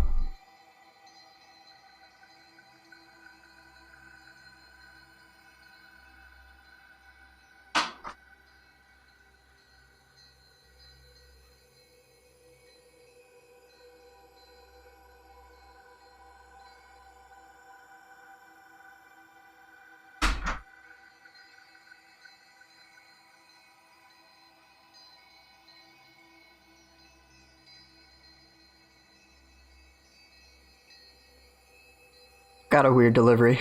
Well. Alright, so let's take a look at your character now. Also, he should have 20% more key damage than it says. Actually, he'll have more active damage because it changes when you actually get into a fight. He has like 80 and 50, respectively. So let's see. Your character is not in pure peak form with stats, unfortunately, because you don't have 69 all stats. I'll forgive you, though. But you are very clearly quite powerful. What level are your weapons, by chance? They are plus 50. Plus 50? Okay. So let's take a look at all the nonsense. Oh my god, I see all the nonsense. What the shit? If you look at the bottom of the scroll bar, melee key damage plus 81%, active skill key damage plus 37.8%. What the hell? And then you've got melee versus damage versus zero key enemies plus 40%. What the fuck? Oh my god. I've been working hard on these guides, man. Dear lord. What other notable things should I look for in your opinion? Oh my god, all the different anima charge. Anima bonus, enemy corrupted, gold earned. Oh, so you're using Yumihame like I am. Melee attack, active skill, flat anima, scorched enemy, general anima charge. Yeah, you've got a lot. So yeah, I mean, you're using what two graces? Ninagi's grace, and what's your... it's Tetsuo, because I switch between... I use a lot of the dual weapon combos, the weapon switching, so I basically have versatility up all the time. That's another, like, 50% damage, so... Dear lord, yeah, I see it, versatility. Ooh, and you're using the Sohya grace to nullify confusion. That must be really nice. So you've got, like, a interesting pair of... I mean, you seem to be very offensively focused. Basically, shut enemies down as quickly as possible. Do a lot of damage while they're shut down. But if you need to, you can, like, nullify certain things. You have very slight defensive value type things. Yeah. Which I'm sure helps quite a bit. And you've got all 3 lucky drops, because loot. Hell yeah. Yeah, I can still squeeze out, I think, like, 30% more key damage, so... Okay, dude. Okay. And see, the thing is, if you stack, you could stack more max yokai ability key damage. I think. What soul cores are you using? Gozuki and Ippon are the only ones I can fit on that. That's Guardian Spirit. Dear lord. So yeah, nothing has ki, right? No, they don't. Oh man, that must be The satisfying. official poofy combo mad free Hey, admission build. hey. But it certainly seems like, regardless of how ridiculous it is, you certainly have a very powerful combination that you were to generate on your own. And it Yes. seems to probably I make was you the feel only one that. There were a couple people that had the idea of this, but I was the one that, as far as I know, actually tested it. That is certainly really cool. I think if I were to experiment with graces, it's actually kind of difficult for me to settle on one. Like, Yeah. I want to have so many different benefits. Like, I want to have that darting blade thing, which benefits flash attacks because I use them a lot. I'd like to have just so many different things, but it's like, I want them all. I don't know. So I might switch my things up. I don't know. As it is right now, like, I'm using certain sets just because they provide me lowered key consumption, but that could easily change. Like, you know, I think, let's see, let me check weapons. So Take Minakata's Grace. Do I really want anything there? I mean, he's just damage. I don't really care about that one. What else I got? What's the one that I was thinking of? It's not Susanoo, not. Oh yeah, Okunanushi's Grace. Like, I'm very tempted to go for the 6-piece bonus, which is reduces key consumption. I'm like, I do flash attack like all the fucking time. Yeah, me too. So this really suits me because it reduces key consumption. I forget, I think the percentage is like 20, which is nuts. And I would totally use that because that's a direct upgrade over what I have. The question is, how much do I have to give up? I need 5 pieces for that to work. But then it's like, then I want to try something else, and then I want to do this, and then I want to do that, and it's just like, I don't know which one to choose. So many choices. Yeah, so many choices, but they all are like equally appealing in a certain regard.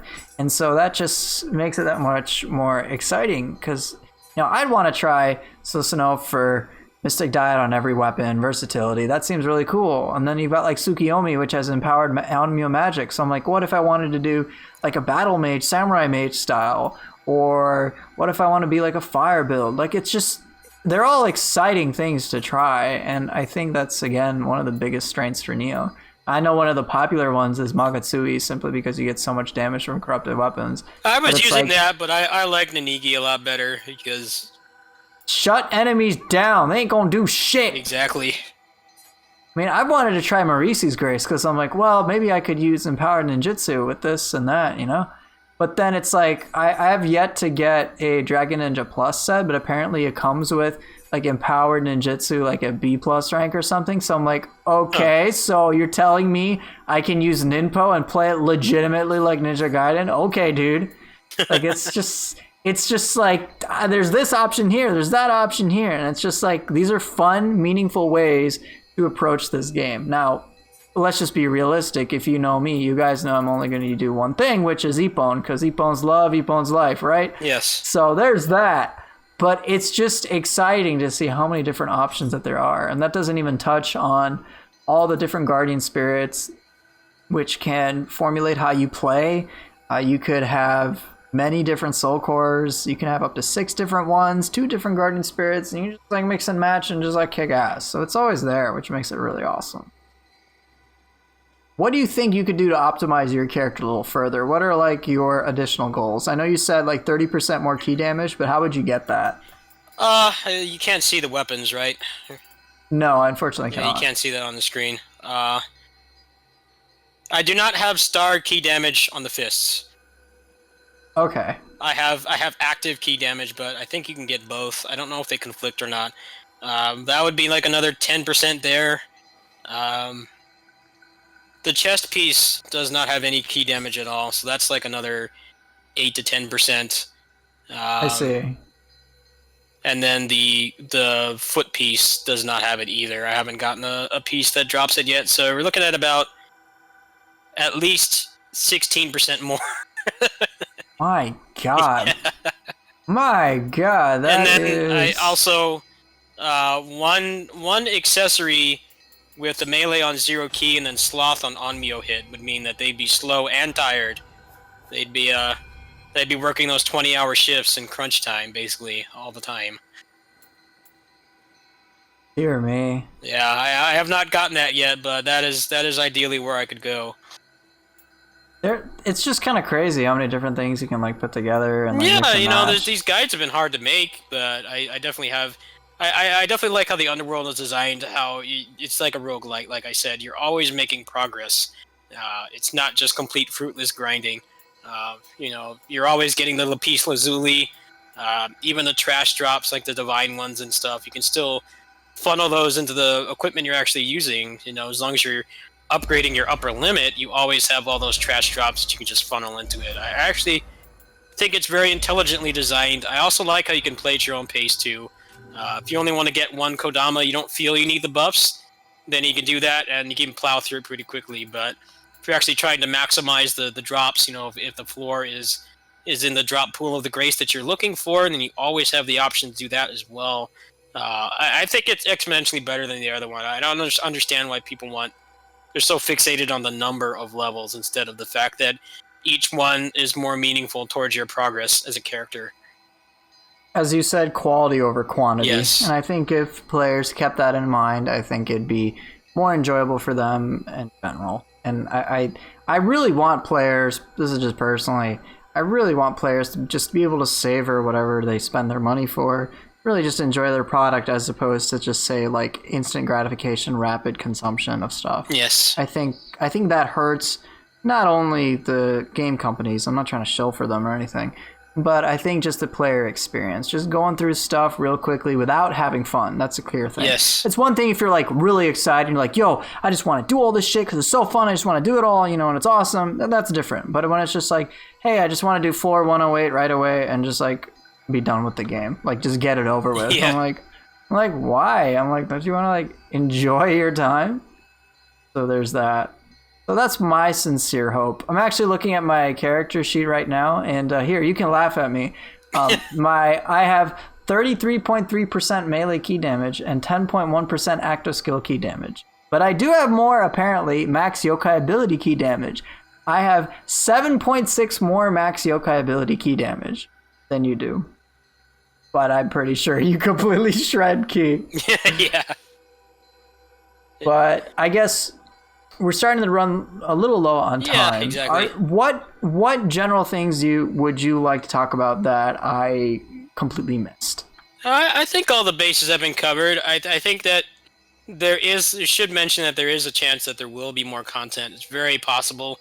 I know that the first game was extremely successful on PC. That's one of the reasons why they were able to cross that milestone. The fact that this sold 1 million copies on just one platform is pretty crazy. I think that there is a chance that they will add more. I don't think that they're just going to do nerfs and bug fixes. I think they realize that there are things they could do with the existing assets. I think the picture scroll missions are amazing. That's what kept me playing this game. My last DLC, I did enough to get to Dream of the Nioh, and I just played the picture scroll missions.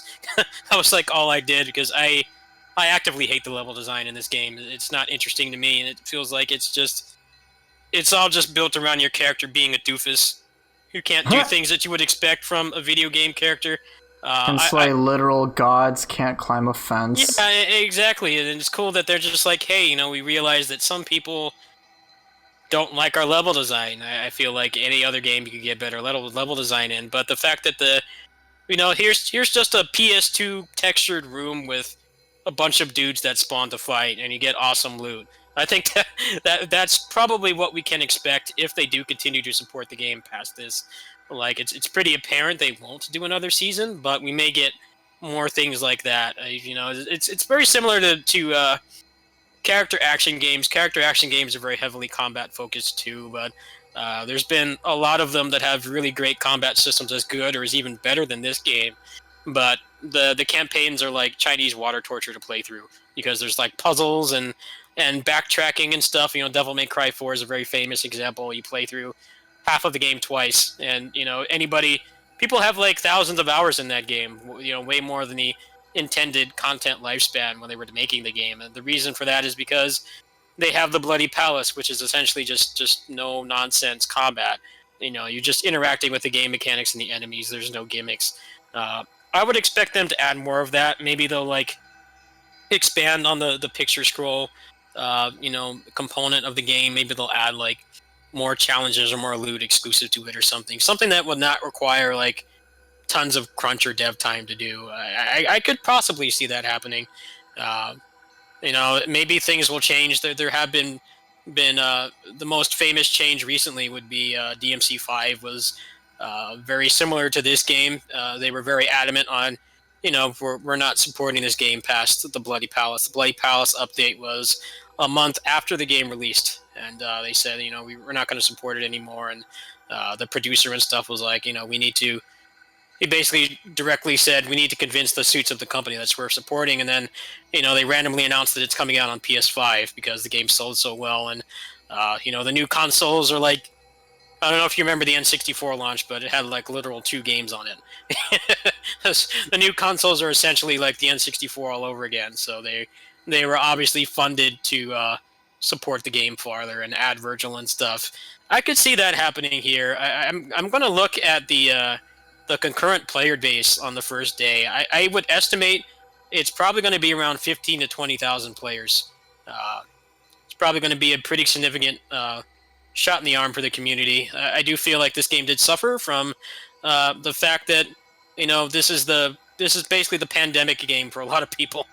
Here we started lockdown in California pretty much like the week that this came out. So Yeah, it was the same here. While I was adjusting to not being able to go anywhere, I had this grindy ass game to play. I feel like they're going to benefit from having it on PC. I could see more support coming eventually. I think we shouldn't close the book on it just yet. They're probably not going to do another season, but it's very likely we might get patches for a while to come.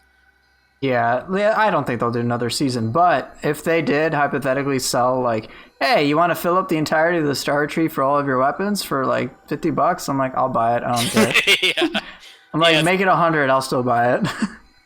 Because the game, I think the biggest strength of Nioh is straight up its gameplay. Like story, whatever, it's pretty passable. It's just like, okay, cool, little fun story, not very memorable. But man, there is so much game to this game. It's like addictive as shit. So for me, this game is like my game for a long time. It's cemented my status as a fan of Team Ninja's like serious work. I really enjoyed Ninja Gaiden. Obviously it was loaded with issues, but overall a very fun experience. And Nioh and Nioh 2, same thing, loaded with tons of good shit, and the issues are stuff that I can be like, yeah, I recognize they're there, but they don't overall taint my experience of the game. It's not like, oh, hey, I'm playing Cyberpunk and I'm driving my car and all of a sudden I'm flying in the air. Oh, and I'm dead. And the cops have shitty AI. And guess what? I can't see anything. And these quest markers don't make any sense. It's nothing like game breaking or jarring like that. It's just like, okay, I don't like the tracking of this ability. Or, okay, the grind is a little too long. Or it's overall stuff like in a big picture sense, they're relatively minor. The game, for what it is, what it's meant for, I think knocks it out of the park.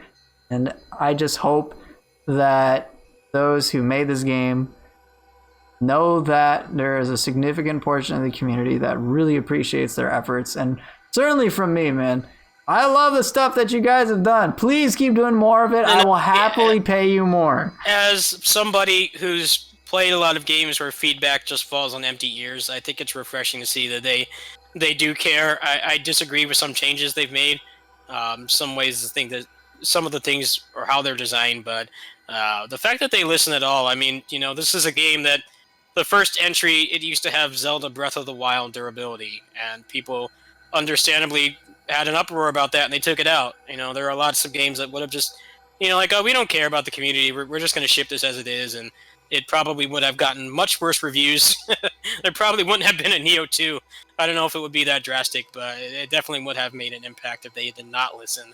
The fact that they do when they can, and the community is actually to the point where they are actually sending things to Team Ninja directly, and the community manager is actually interacting with us and looking for ways to improve the game that are reasonable. Not adding 500 more moves or every weapon you can think of, but like things that just minor things that don't require a lot of new assets that make the game better, like picture scrolls, for example. Those are literally, it's all 100% recycled assets. But if you like focusing on the combat and you don't like the level design like me, then it's the perfect addition. It can't have possibly taken that much to add that kind of thing, but it added a whole new, loot tier, a whole new way to customize your character. More ways to play with your friends. You can actually indirectly trade them, like a Pokemon type thing. I think it added a lot to the game, and it has like literally no new assets at all. Things like that they're adding, I think are really cool. As there definitely are a lot of games where they just don't care. There's no vehicle or method to talk to them, or they just do their own thing. They actually are aware that people like us have sold the game probably countless times at this point, and our opinions deserve to be heard, and that if it's reasonable requests and they actually have the okay to, they have shown that they actually do listen, and I think that's something we should appreciate more as a community. I totally agree. This game is well designed, in my opinion, overall. I think the fact that the developers they very much seem, I guess, in tune or attuned to player concerns, like you're saying, durability amongst other things. They have made steps that they feel are appropriate. They certainly have a vision for the game. It isn't just about, hey, we just want your money and fuck off. I mean, come on. Even for $80, the game's a steal. For $50 now, all right, on PC with everything, it's a fucking steal. Yeah. You get a lot of good shit, and it's overall really well And this done. is a great game to play with friends too. It's great social experience, and outside of the scaling, it is very fun to play. It's a very fun game, and I'm really happy with it. I'm very happy with my purchase. I've been very reluctant to pre-order any games. I almost did that with Last of Us Part 2. I'm so glad Payne convinced me to rent it, and then I was just like, oh, Joel's dead? Okay. For some reason, I just don't care about the game, and then I just returned it. And then I got Doom Eternal. I'm like, dude, this game's fucking hype in the first 30 minutes.